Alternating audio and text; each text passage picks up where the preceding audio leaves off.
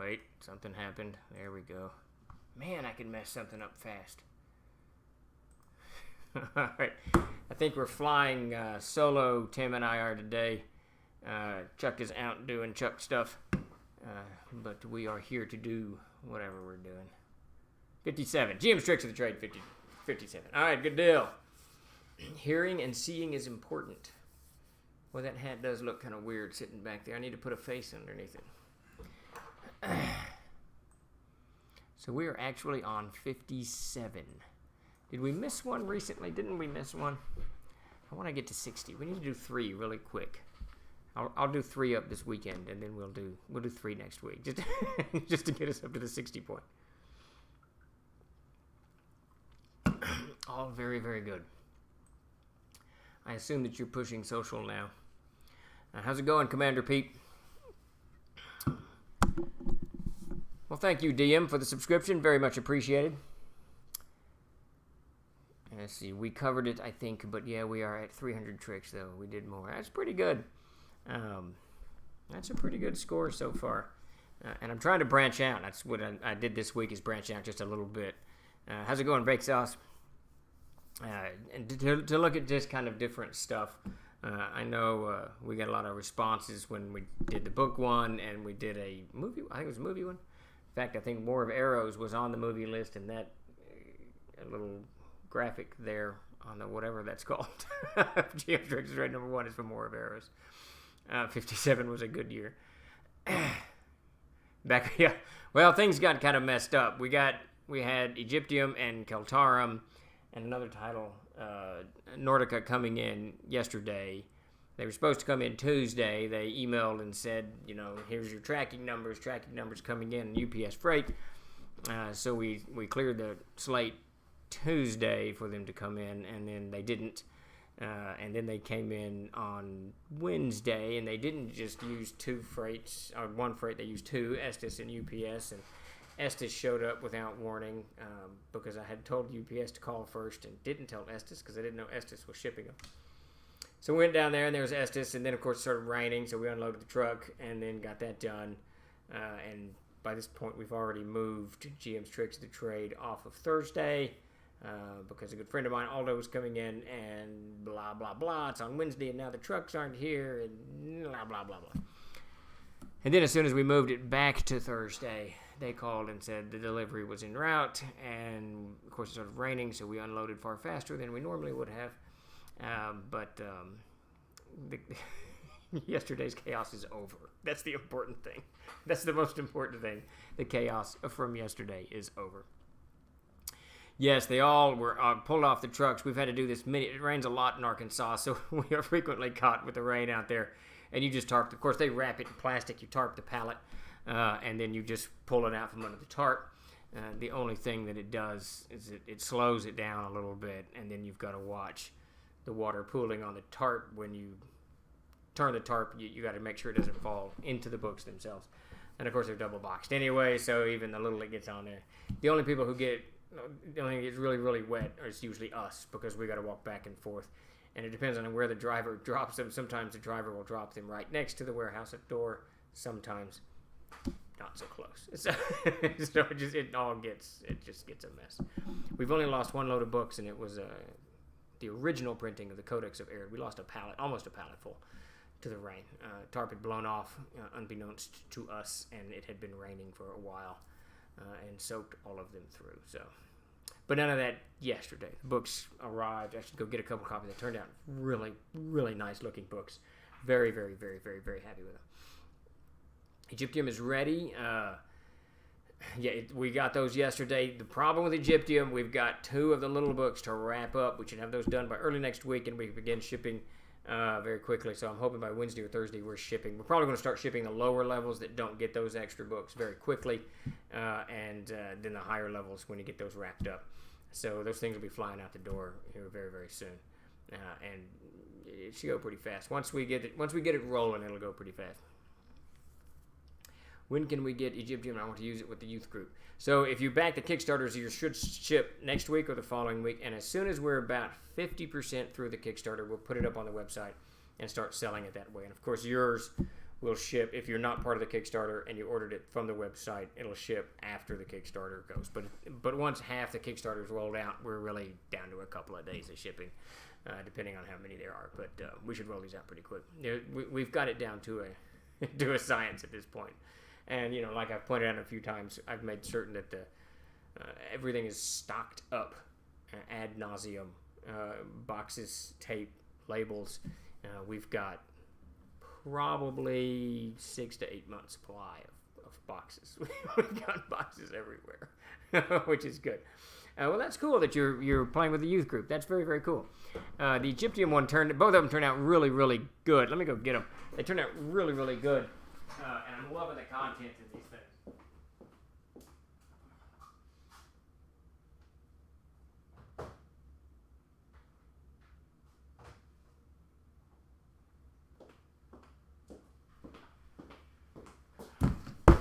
Walsworth does a spectacular job making books.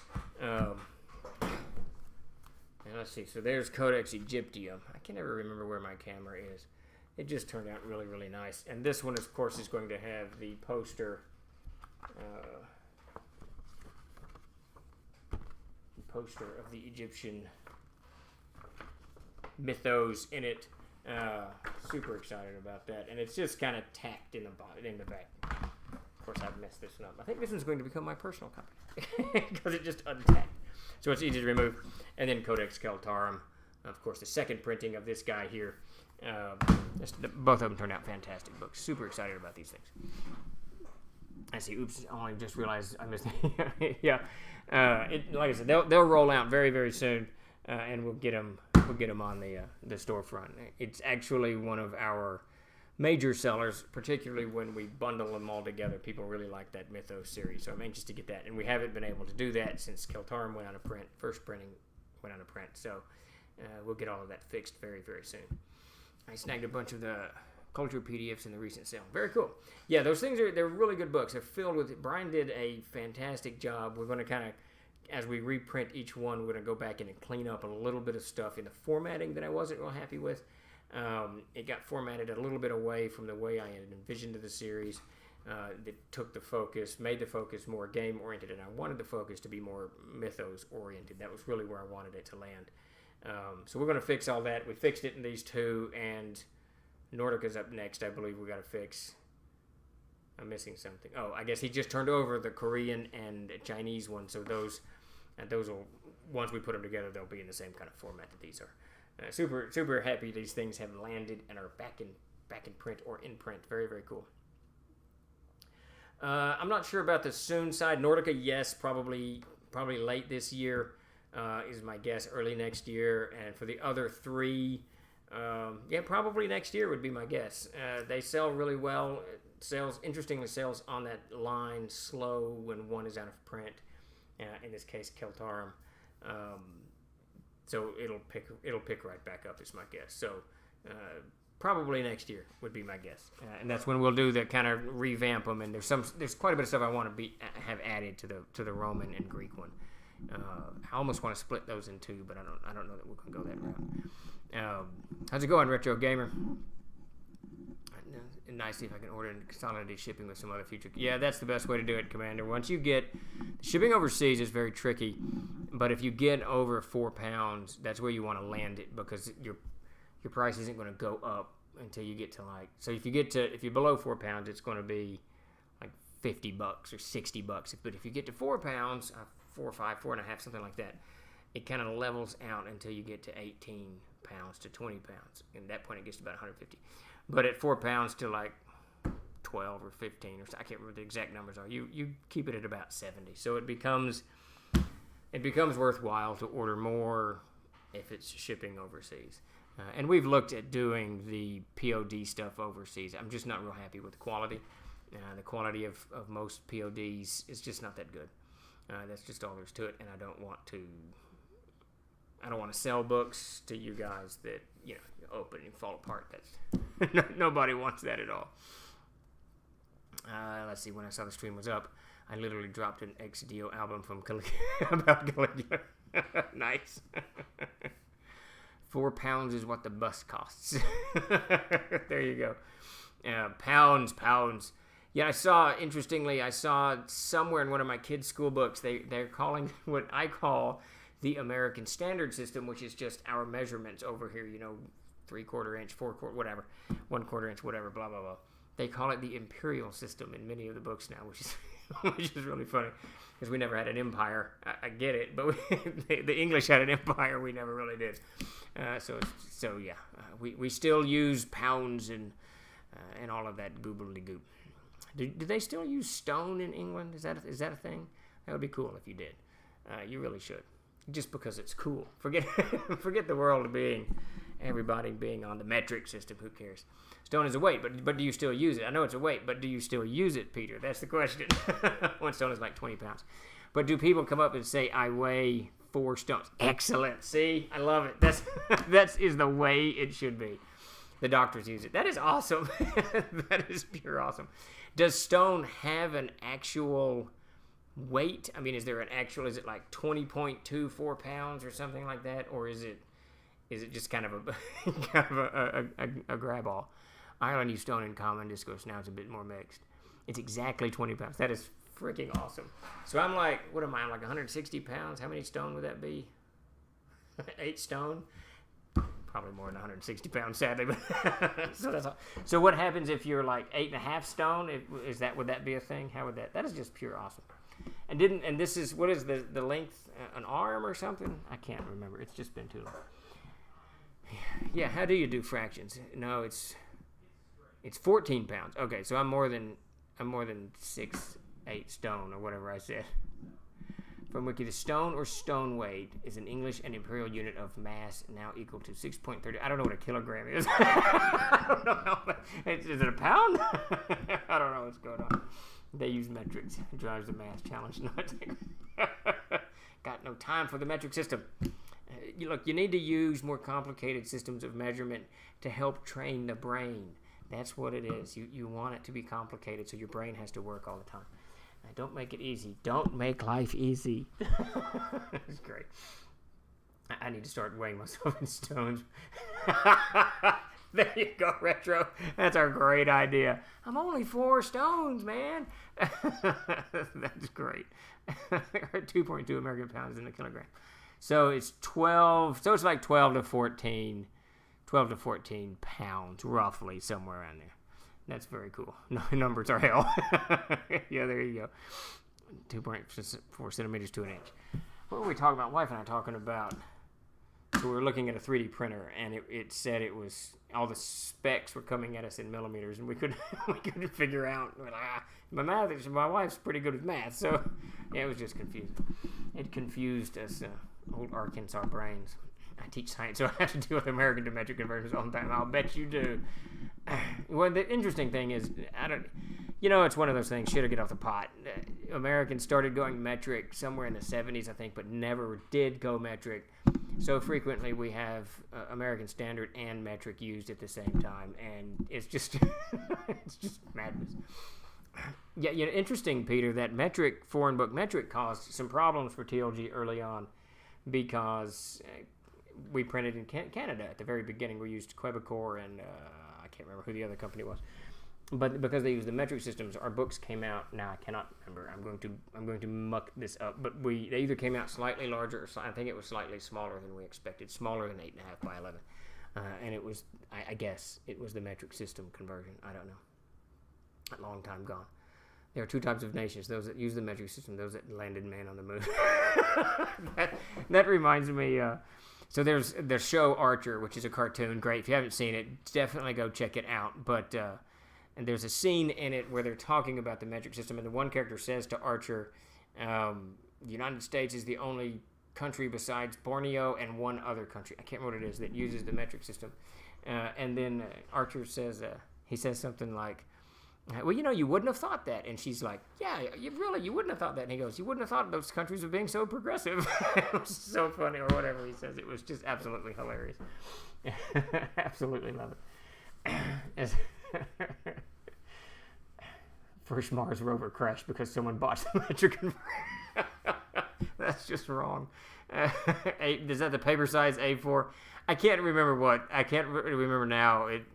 it still was sort of a problem down here. I have to be very specific because Walsworth has 2 sizes of books, and if you look at our books, some of them be slightly smaller than others. It's very frustrating, and if I miss it in the proofing process, in the quote sheet process, then it's too late. You know, they don't ever think about it. They're not thinking about books being the same size. But I think was it the Monsters and Treasure 4th printing was taller than the PH? I can't remember, something like that. It's a bit larger than 8.5 by 11. Hard to find a drawing. Yeah, it's something like that. NASA used the metric. It's silly NASA people. Yeah, I don't know which books it is, but there's a few that are going to be slightly taller. It's very... Yeah, it's Nordica. Okay, so it's the Codex Nordica that was off. There's a couple of others. Very frustrating. And I didn't even notice it. We'd probably been selling that thing for months before I happened to stand some of them up next to one another. And there it was. Sure as shit that it was they weren't equal, and it drives me absolutely bonkers. And there was a series, we did the Three Sisters in a slipcase that did that as well. It absolutely drove me nuts. Now I've got my sales rep and the lady who manages Dory, who actually does my account, all the stuff. She knows all the books, no matter what I sign, no matter what I miss on my end, the books all have to be the same size. And we're a pretty big client over there, so that's just a good thing. But we're actually here to talk about Liberia and Burma. That's Tim knows. Yeah, Tim knows what I'm talking about. He's a big fan of Archer. It's a great episode. Did they today? I didn't know NASA put anything in space today. That's funny as crap.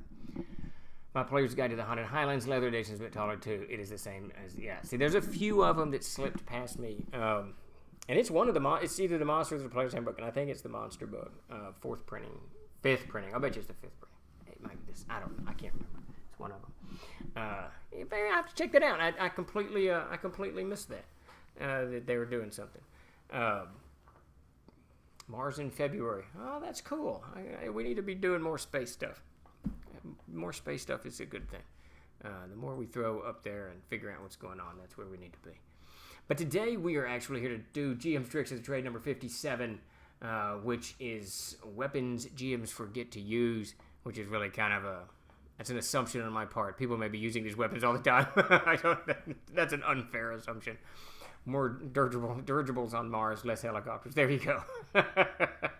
We need to go find Barsoom is what we need to do. Figure out those canals. Surely there's something up there. But GM's Tricks of the Trade number 57, if you guys are just joining me, or joining us, very much appreciate you coming by. Please give us a follow if you can. Spread the word and share the channel with everybody. This is one of those things that we are slowly growing in the troll dens. And on Thursdays at 4, we gather here to discuss GM's Tricks of the Trade. And frequently we do all kinds of just things to help new gamers start off, new GMs start their games, or more veteran GMs. We talk about things to help, move things along and get people engaged, and keep players interested in what's going on, all kinds of stuff. But I decided to kind of step out of the norm. I think we've got, like Tim was saying earlier, some 300 tricks, yeah. It just doesn't sound right. That just doesn't sound right, tips. I don't know. Out there already, and with these here, we do about 5, 6 an issue. But with these, we decided to go a little bit different. How's it going, Bedford? We're just doing a little bit different and talking about weapons. And, I talk an awful lot about equipment when I'm running games, and I advise people to use equipment all the time for a variety of reasons that we've been over ad nauseum, and this trick of the trade kind of falls into that. It's not equipment so much, but it's weapons, which is really your combat equipment. But what I'm really focusing on here is ways to use unusual weapons that can actually impact your game, whether it helps propel it forward or wrecks the equipment that the characters are having, or makes it more entertaining and interesting. And that last is really what you want to do with all of this stuff, because it just, too often we get into the rote, roll the initiative, roll it to hit, roll the initiative, roll it to hit, saving throw against a spell or what have you. And our monsters are armed with axes and swords and knives and occasional spears or what have you. and you just kind of roll. It's not that you roll through it, but you're just kind of doing the motions, and it can be exciting. It can be fun with that stuff, but it can be a whole lot more fun if you shake it up. And if you think about it from a logical perspective, most humanoids are going to be armed with a wide variety of weaponry. They're going to have picked up stuff from the battlefield, stuff that they loot, assuming that these creatures are evil. Then they're going to steal things all of the time, and assuming that they don't have the ability to manufacture a lot of stuff themselves, they're going to take whatever they can from whomever they can. So you're going to have a wide variety of crap here. Unless it's something that's armed by a foundry that's making weaponry for these creatures. But frequently that's not, the scenario. So branching out into different types of weapons can be an awful lot of fun. And that's what we're tackling today. See, just a minor, hang on, that wasn't for me at all. So the first one up, and of course, like I said earlier, you may be someone who hasn't forgotten these weapons, but but these are those who may not use them all the time. One of the things that I like, King Kothar, one of the things I like about a wide variety of weapons to choose from is the inherent differences in choice and combat style they offer. With more attributes assigned to weapons, this variety increases exponentially. That being said, is there any merit to a size category or a speed factor for those weapons? So both of those things are interesting. Both of those are AD&D holdovers that we did not bring over into Castles and Crusades originally. And now I brought the speed factor. I think I did.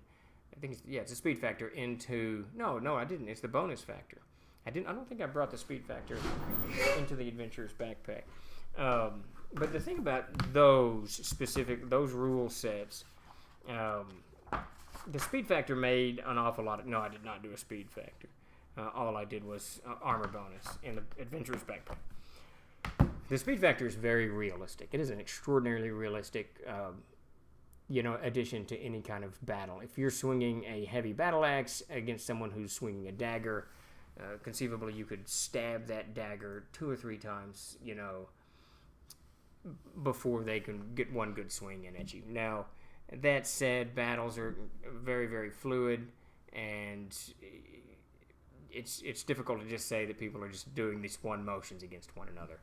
And that kind of, and a little bit counteracts the speed factor, because while the guy's stabbing with the dagger, surely, he's blocking with his elbow as he swings his axe around or whatever, trying to dodge it or what have you. So you got all this kind of fluid motion going on. So speed factor gets kind of in that zone. The size category, I never completely understood the logic behind it. I think the idea there is if you're hitting a giant, then your blade is still going to do a lot of damage, but he has so much more hit points that the blade needs to be ratcheted up in the number of hit points damage that it's doing to kind of make it, to equal it out, which is okay. But we dropped both of those from Castles and Crusades because it was an unnecessary complication to combat.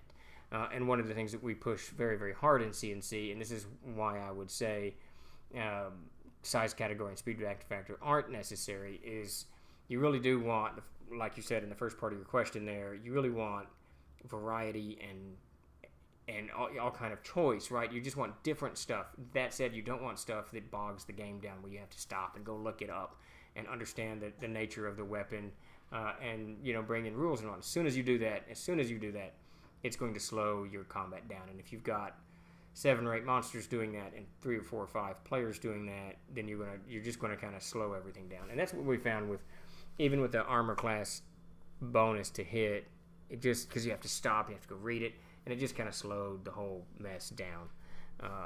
And we chunked those. Now in AD&D we used the size category because it was there and it's already done. But and that really doesn't slow stuff down too much. I just don't see the logic behind it. I mean, I understand the logic behind it, but I want to say I disagree with it, but I don't really like it. A giant's just bigger. He's got more hit points. I found your main weapon on a band of evil humanoids as a hint. Yeah, no kidding. They're going to be more organized than you're expecting. Depends on reach. Hard to be stabby when trying to get with it. Yeah, well, that's true too. I mean, if you've got, like Peter said, if you've got, I don't know, I can't think of a halberd, just to get to that person, it's going to be difficult. So it gets this stuff is very, very fluid. We probably would be better served in studying history and understanding the way battles were actually fought and what actually happened as opposed to the way Hollywood presents it or the way we kind of visualize it. These guys lived it. I mean, it's just like looking at a Warhammer dwarf whose hammer is, lean back, whose hammer is like that big or whatever it is. You can't wield that in combat. That's just too heavy. It's too bulky. I mean, just swinging it, you're going to hit your comrades. The show Vikings does a really good job about having realistic weapons, the way it actually is. Conan 2D20. I never liked the size category since HP was arbitrated. That's the thing. It just didn't make that much sense to me. Combat in D&D based games is highly abstract, and trying to make it realistic ends up very poorly. That's a great way of putting it, Pondering. That is an absolutely great way of putting it, because you're trying to take, forget that it's even magic, and there's all kinds of stuff. How's it going, Epi? There's all kinds of stuff going on that isn't part of the real world. So I think that speed factor, I think the only time I ever use speed factor is if people are using a dagger and they've closed. They're up with it, and I'll let them do 2 swings for the one. But even then, I frequently don't. But it's anything for me as a GM, anything that slows down the combat round is a bad thing. If it slows it down, it really needs to have a real purpose at the table that helps propel the combat forward in some capacity and make people more excited about what's going on. Otherwise, whatever rule, whatever thing that you've done is not good. It just slows it down, and I want combat rounds to be fast, bloody, and nerve-wracking. I don't know if nerve-wracking is really what you want to scare people, but you know what I mean. So I am told.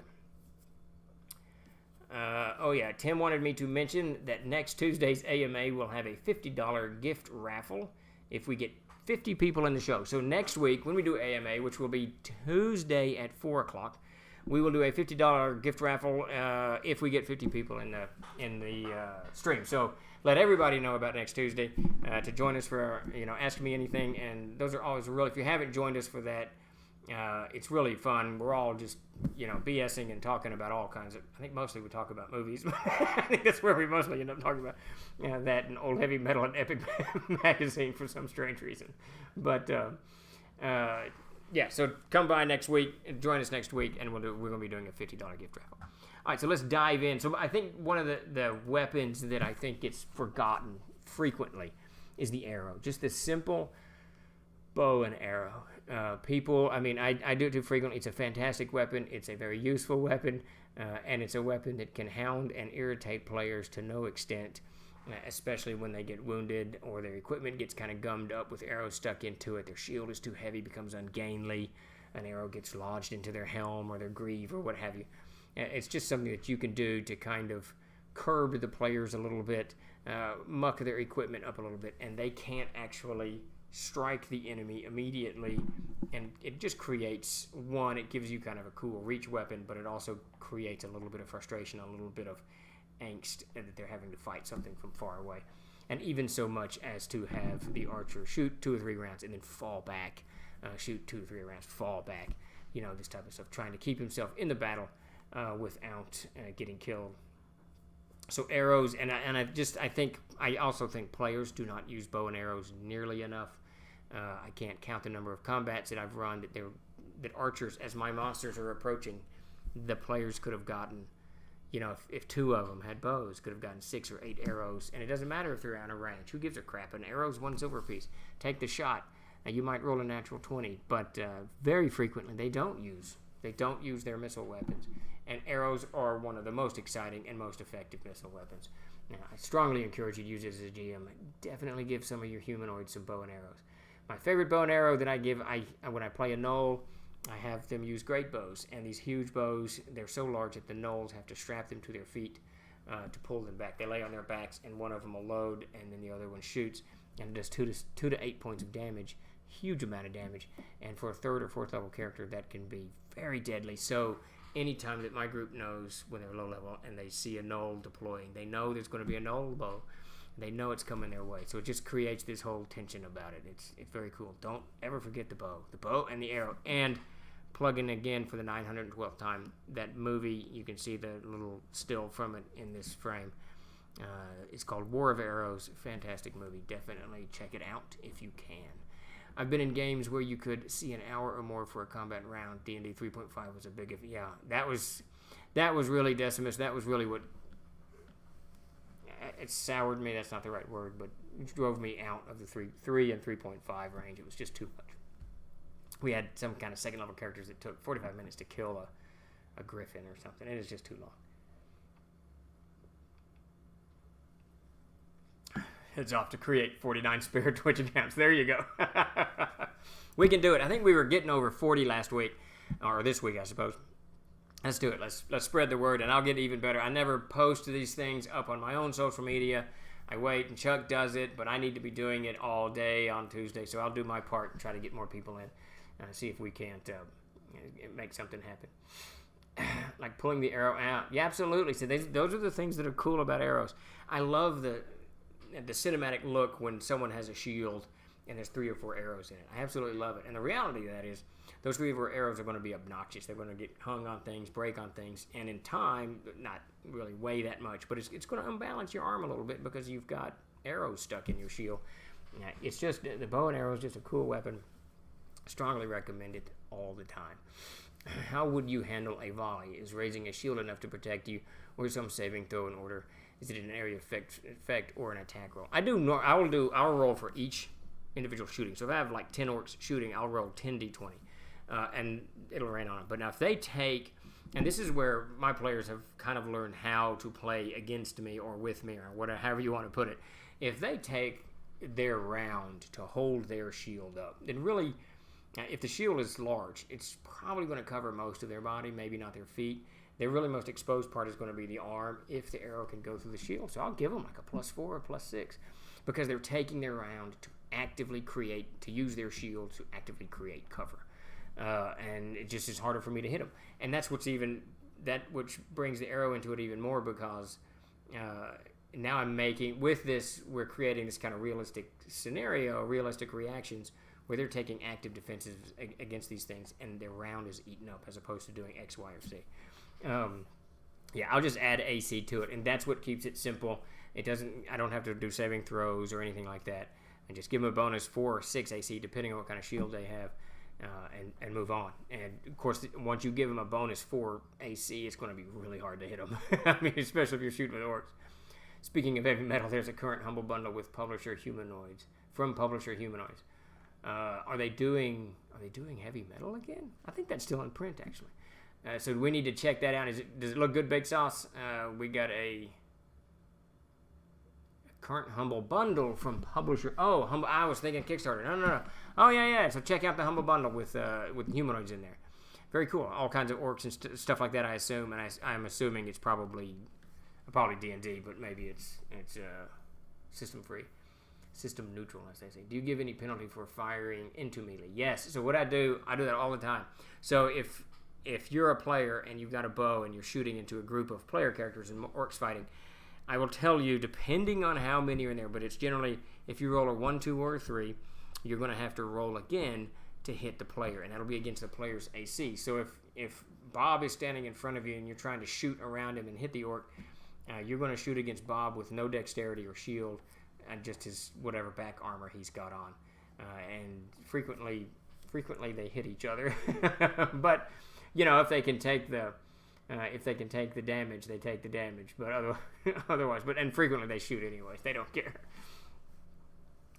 Yeah, Commander Pete, bows, absolutely. And you should never. That's what I don't understand about players. My players particularly, they should be using arrows all the time. Players use arrows about as much as they do guard dogs, which is to say not nearly enough. That's true. And it's funny, I was thinking about the other day, King Kothar, if you actually bought a guard dog, you wouldn't need to keep watch. There is nothing outside of invisible creatures or maybe a wight or something like that is going to sneak up on your camp. That dog is going to hear everything and unroll. And I know this because I have 3 dogs. There can be nothing visually that I can see, and they're barking at it. So, yeah, and you're right. People do not use guard dogs nearly enough.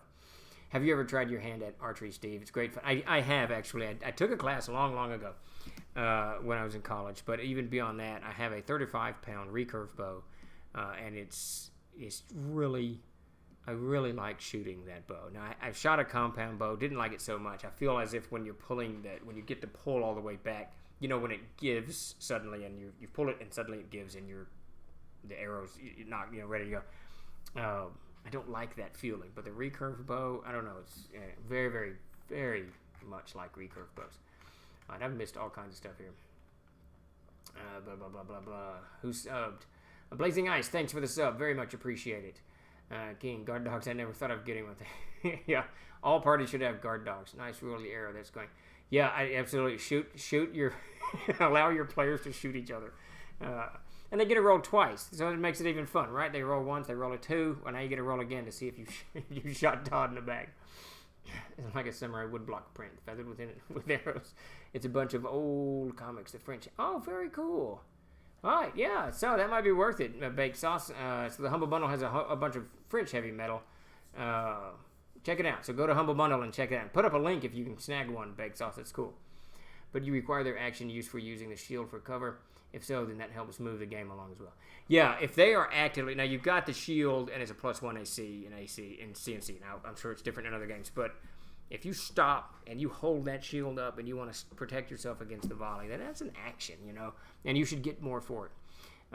How's it going, Green Loonton? Haven't seen you in a while. Oil and rags and the bow, the greatest mob. Yeah, we get to oil at the last of these tricks of the trade today. Run A0 and put one in the NPC in Mothborn. But it could only be a squirrel. There you go. Yeah, I don't know if a squirrel's going to wake you up. Maybe you put some bird feed out. It'll get to the bird feed and eat the bird feed all day. Bloody squirrels. I don't mind the squirrels so much. I feed the birds out here, and I don't mind the squirrels so much. But they get in that feeder and they won't leave the feeder. They just sit there, and they sit there, and they sit there. A bird comes in, he gets what he wants, and he gets out. That's the difference between a mammal and a dinosaur, I suppose. Yeah, you do gotta feed the dog. There you go. A nomad bow, very cool.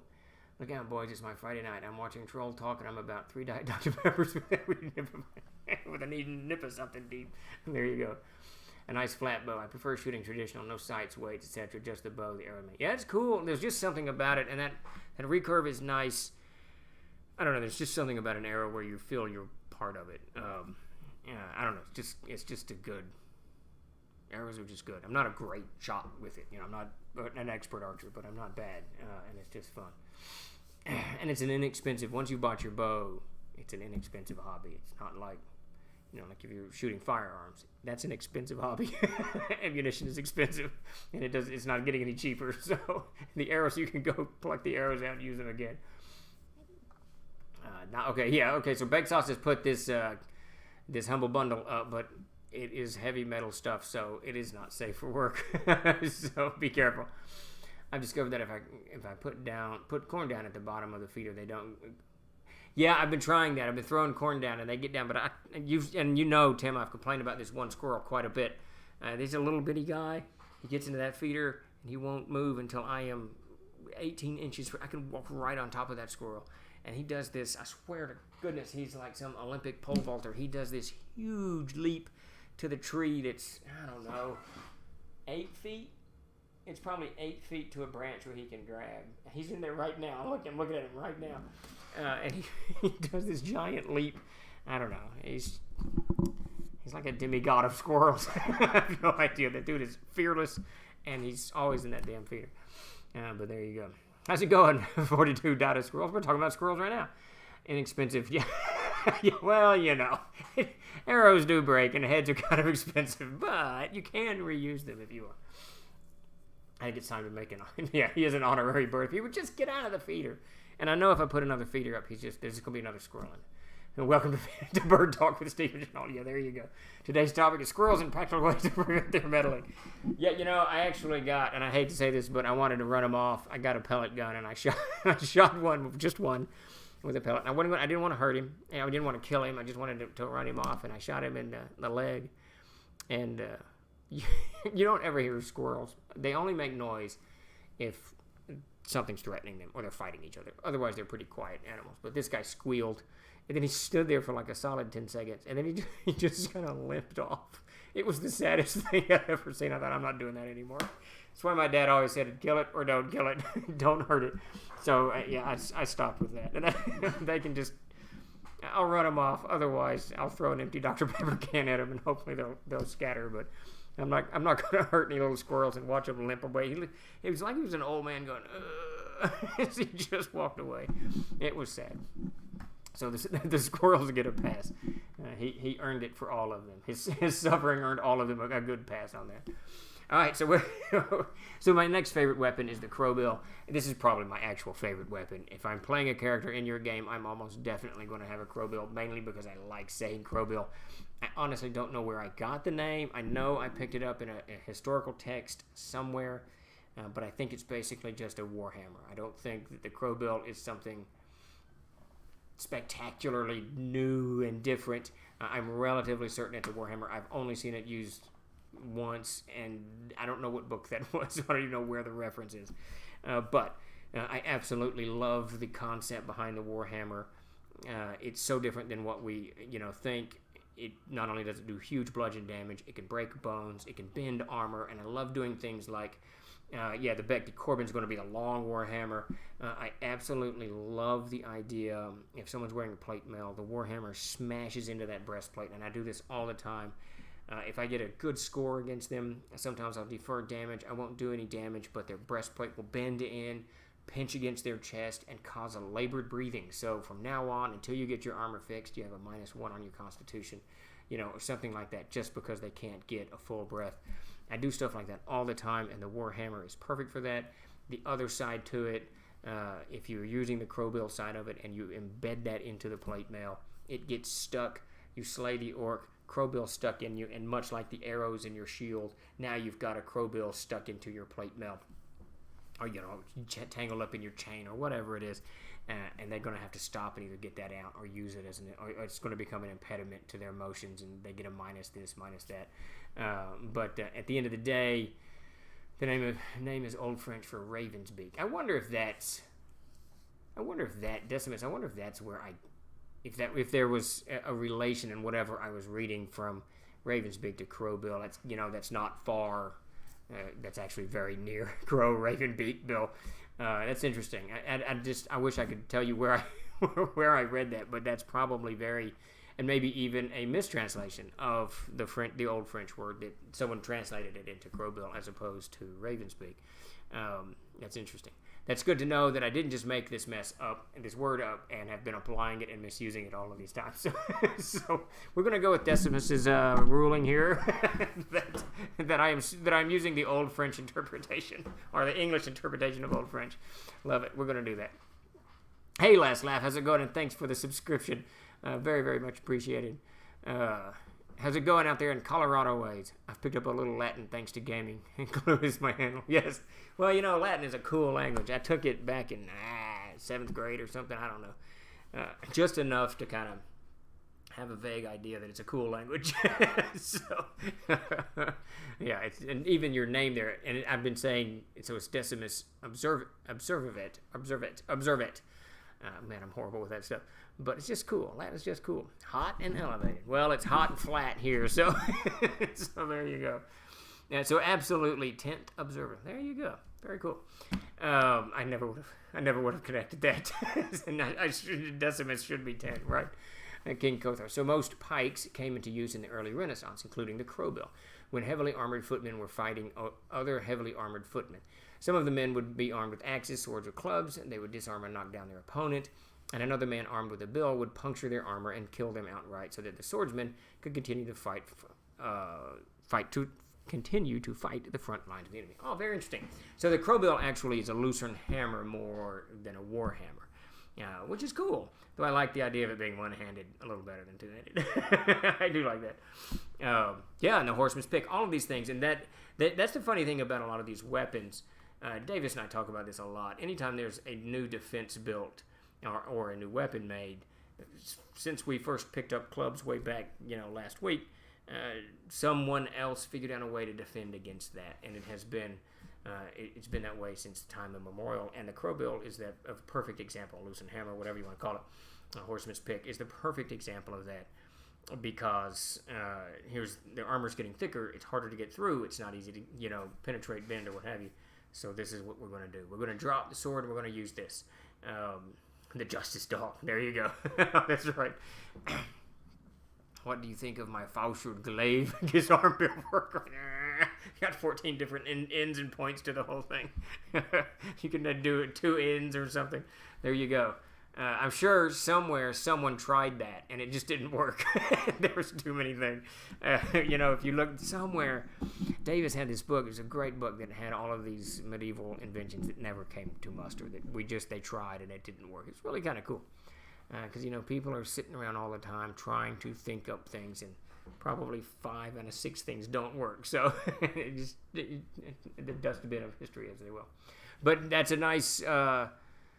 That's a nice segue into our next, the hooked polearm. So this is another one I really like to do because as your characters gain in level, they gain in armor, and the armor becomes more complicated, more complex, more parts, moving parts, more parts for you to grab, more parts for you to take advantage of, but it's harder to hit. So in order to keep the combat flowing a little bit, and I shouldn't even say flowing because this can mangle the whole thing.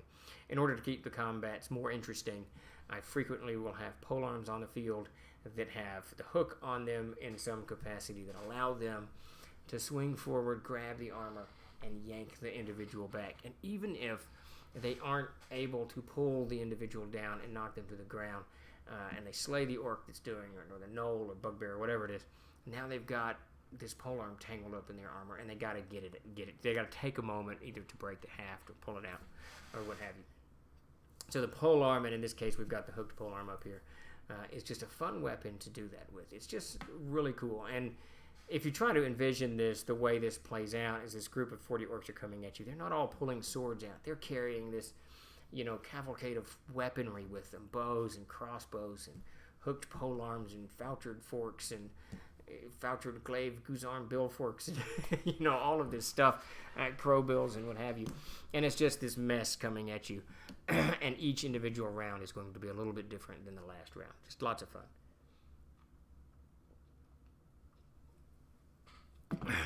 Reminds me of a dental tool. Yeah. Well, it's funny when you go to the dentist and you see them lay out the tools of their trade. There's so many little tools like this, right? They got like 7 or 8 or 10 or whatever it is. I don't know. However many little tools, each one does a little different thing. And there's no difference between a dental tool and the weapons in a smith. I guarantee you there's soldiers or knights or whatever who went to their local blacksmith and said, listen, I fought this guy with this type of shield and I need this. Can you do this? And then they started, you're paying the guy, so he does it.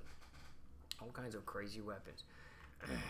It's funny when you go to the dentist, you clearly haven't been. I've been to the dentist so many times. It's just kind of rote. When I was in the Army, I was non-deployable because I needed like 14 fillings, so I was at the dentist constantly. It was just ridiculous. I was always at the dentist. And I'm not sure why I'm always at the dentist, but I suppose this might have something to do with it. Best weapon combo, in my opinion, is gaff hook and cestus. Oh, interesting. Grab him with a gaff hook, punch him in the face with your cestus. That's an interesting thing. There you go. The cestus is that's one of those weapons you might want to give him a speed, 2 swings, because they've got, clearly once they've closed, they can just start punching away. And that there's exactly what we're talking about today, is you give an orc that, and you have him wade into combat, and he's fighting a 5th level paladin, and suddenly this orc is a threat to this one hit dice creature is a threat to this 5th level paladin. That's the way you want it to go. And it's not so much that you want to kill the characters. That's not the point. The point is, of course, to make them scared, to make them nervous, to make them realize that the battle is actually real. Damn it, I have an 8 o'clock appointment tomorrow morning. There you go, Willie the Rat. Yeah, I need to go. It's been too long, about 6 months. I try to go for my cleanings every 6 months. But this damn pandemic has got everything screwed on it. They can't have X people in. Waiting rooms closed. I don't know. I got to book it 4 months out. I don't know what it is. And I don't have the patience for that. My dad's being scanned by a cat tomorrow.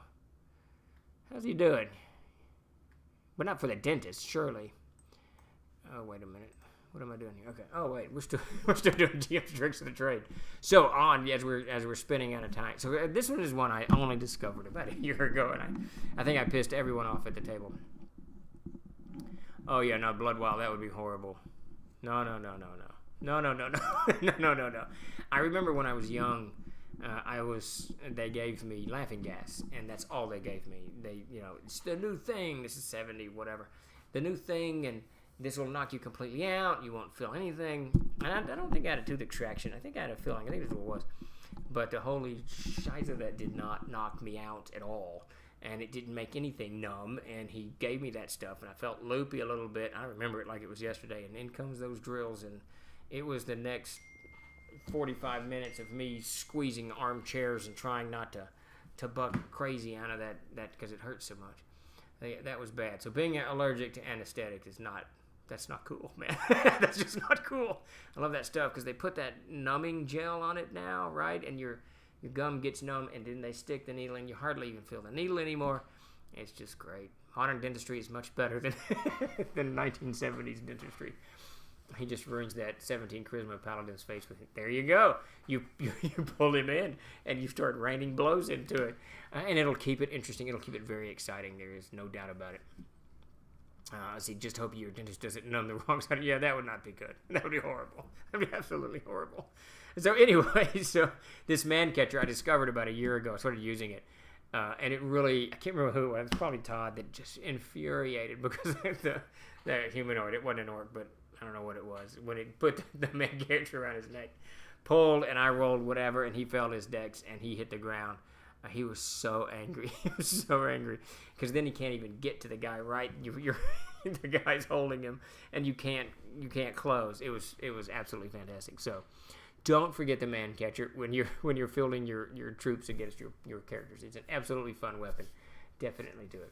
I had a reaction to gas as well. Had 4 teeth pulled out after a car accident, shattered them. No numbing at all. My back was arched. Saw white bursts of light, and adrenaline was keeping me going. White knuckle chair. Oh yeah, that stuff is insane. There's nothing like tooth pain. There's nothing like tooth pain. Maybe getting kicked between the legs, but I remember I had one of the abscess things, whatever, roots, dead, whatever's going on in there, and it hurt so bad. It was my first root canal, and this was. Because I'm not allergic to anesthetics, so that's a good thing. It doesn't miss is right, because when medical science is glorious, they numbed it, and I remember them, messing around in the tooth, running something, whatever. I don't know what they do, a tube. I don't know what it is, a little piece of wire, and cleaning the root out. And the pain, the memory of the pain of the tooth was so ingrained in my head that I could kind of envision them just cleaning out the root, I suppose, and it just felt so good because I knew it would never hurt again. It's just gone. It's just gone. Yeah, absolutely. Bloodwild, you have my sympathy because tooth pain is horrible. It literally is horrible. It's one of the few pains I can't manage. I'm pretty good with managing pain, but tooth pain is tough. I used to take Vioxx for it until they pulled Vioxx off the market because it or something, I don't know, whatever. But yeah, horrible stuff. A mage could use assess, especially said mage puts various contact spells and says it's beer in my thunderfist. There you go. The man catcher and hooked pole arm have the opportunity to allow other characters or creatures to get potentially better hits if the opponent is on the. See, that's just it. And I don't know on all games, but if you knock someone down in CNC, anyone else gets a +10 to hit them because they're prone. And I might mitigate that a little bit as you're kicking and squirming and whatnot, but. The man catcher is a great weapon. Don't forget the man catcher. And it's fun to also create that. And I keep using the word frustration, and that's not really the word I want. I don't know the word I'm looking for, but it creates that level of frustration on your players that this is a weapon that they can't easily get around. They can't just swing and cut someone down. They got to do this or they got to do that. It's great. Man catcher is great stuff. I had to go under general anesthetic to get out of my 4 wisdom teeth. Afterwards, the dental surgeon was happy with the only had to drill a little bone. Yeah. That's never a good sign. But a little bone's better than a lot.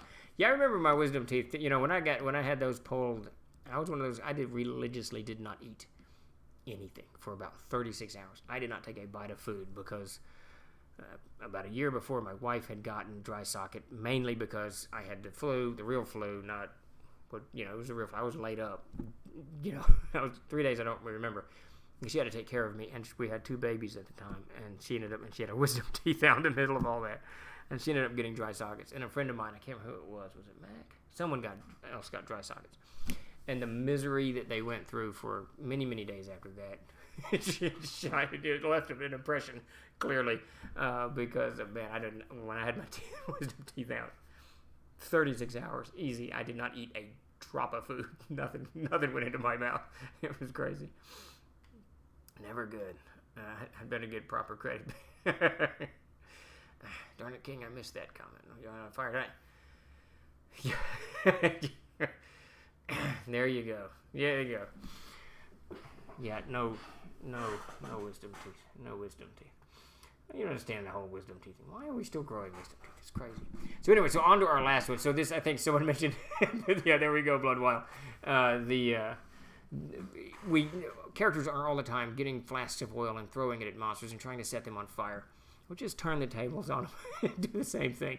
There's no, I mean, if there's 5 plate mill wearing creatures or, fighters coming at a group of orcs, why wouldn't they throw a Molotov cocktail at them and try to set them on fire? That's the way to do it, right there in plate mill. Set that plate mill on fire. It's going to get awful hot in there awful fast and stay that way for quite a while. And heat metal. So don't ever forget oil and fire. It's not going to do a lot of damage. I think in CNC it's 1d8 a round if you don't put it out or something like that. But the whole idea is you set them on fire. They can't see. And there's this oily mix of goo on them, all kinds of stuff going on, and that you can play up later once the fire, even the next round or 2. And it's going to be on the ground, of course. It's splash damage. You might get 2 or 3 characters, and it's going to mess up spells. There's all kinds of great stuff that comes with a monster using oil and fire. And really, at the end of the day, what this GM's trick to the trade is to not forget to arm your monsters the same way the characters arm themselves. So, turnabout is fair play, as they say. Winder Hill Hall of Horse. What do you say, man catcher? Man, I've forgotten all about that song. What is that? She's a man catcher. All right, good Lord. Man, I used to like Hall & Oates. Man, I had their albums. I think I still have one in the other room. Pretty sure I've got 1 Hall & Oates left. Or if you really want to torture a plate where I juiced up itch spell. Yeah, drop a little poison ivy down in that plate mill, and they're going to live in fear and pain for the next 7 days. Actually, the probability of medieval society producing petrochemicals is near null at best. The oils of the ancient world are made of olives and not petroleum. Well, now, see, that wouldn't work then, King Kothar, just if you threw olive oil on somebody. Maybe they get hungry. They smell the olive oil, and they want something to eat, so they get a minus from their attack rolls because their stomach is growling. But, yeah. But I think we do have oil. So did they use that? So was that for lamp oil as well? So they used olive oil or whatever. Not olive oil. But they didn't have lamp oil like we do. And they had it. Very interesting. I did not know that. That is very, very interesting. Good old napalm grenades. There you go. Yeah, maybe some burning pitch. Something like that. Very interesting. Complicate minus oil and fire and terrain when characters can't move out of there. Yeah, absolutely. And then if it catches the ground on fire, there's smoke. You can even do smoke inhalation. You can do, blind. There's all kinds of stuff that can go on. And it really is all we're trying to do here today is not kill characters. That's not the point. The point is to make the combat that much more interesting, that much more challenging, so that when the players are when they're fighting those orcs for the 715th time, because you've used orcs so very, very often. And let's face it, orcs and goblins and kobolds and bugbears and gnolls and hobgoblins, they're all pretty much the same thing. You might play them a little differently, but at the end of the day, they're humanoids who fight two-handed with shields, and their combat abilities are about the same, which are nil. They get to swing and what have you. One might be able to see in the dark or whatever, but this is kind of the same monster. So when you bring in equipment, when you bring in weapons, whether it's olive oil or whether it's petroleum-based, whatever it is, yeah, it can certainly juice the whole thing up. It can really make combat more interesting than it has been previously, and makes it more challenging. And once it gets more challenging, it's more fun for everybody. And even those players who might get frustrated with it, maybe that's the word I want, not frustrated but challenging. But those players who do get frustrated with these weapons that are unusual or cause them great bodily harm, it doesn't matter, because that frustration is still part of the epic moment of combat. And if they come through that fire, whether it's olive oil fire or pitch, then it's just better. I mean, they're just going to have a better memory of it, a better experience all the way around. The whole idea here is to not kill characters, but to make the combat round more interesting without making it more complicated with rules, skills, feats, whatever it is. Just take the weapons that are in your list and use them differently or to their utmost, and really mess with the characters a little bit. Wicks were made of wax and yarn. I think lamps had wax or animal fat in them. Interesting. So they wouldn't have had. That's very cool. I did not know that, King Cotha. So they would not have had. So their lamp. So the lamp that the fighter is carrying, or the torchbearer is carrying into the dungeon, that's going to be an olive oil or some kind of natural, not petroleum-based fluid that keeps that going. Is that correct? Or are you saying it's a lantern that is soaked in? Of course, all of this is soaked in animal fat. Of course, all of this is not in the fantasy game. It's way beyond oil. It's way beyond. Everyone just assumes that's oil. So I'm not sure that we can. I'm not sure that we can reverse this, King Kothar or Green Lantern. I'm not sure we can reverse this 40-year trend of that oil as petroleum based. But I think I'm going to try. All right, King Kothar, you have impacted my games. I am going to bring that. I'm going to do a little research, find out exactly what you're talking about, get a little more information on it, and bring that into the game. That lamp oil is not that type of oil. Very cool. Aha, my players are going to hate you, King Kothar. they are going to remember this day. That's great. I love it. Absolutely love it. See, that's cool. I love learning stuff. And I just assumed, and I don't know why I assumed it was petroleum based. It shouldn't be petroleum based. So, baby oil. Slather yourself in baby oil. That reminds me of that. Tim will know what I'm talking about in the episode. You should all watch it. If the pandemic's getting to you, watch the episode Always Sunny in Philadelphia about them trying to avoid the flu.